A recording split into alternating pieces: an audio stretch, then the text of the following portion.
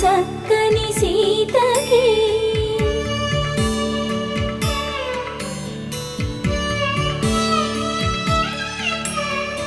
ఎర్ర జాబిలి చేయి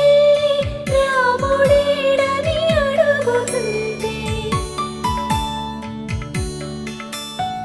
చూడలేదని పెదవి చెప్పే చెప్పలేమని కనులు చెప్పే నల్ల పూసైన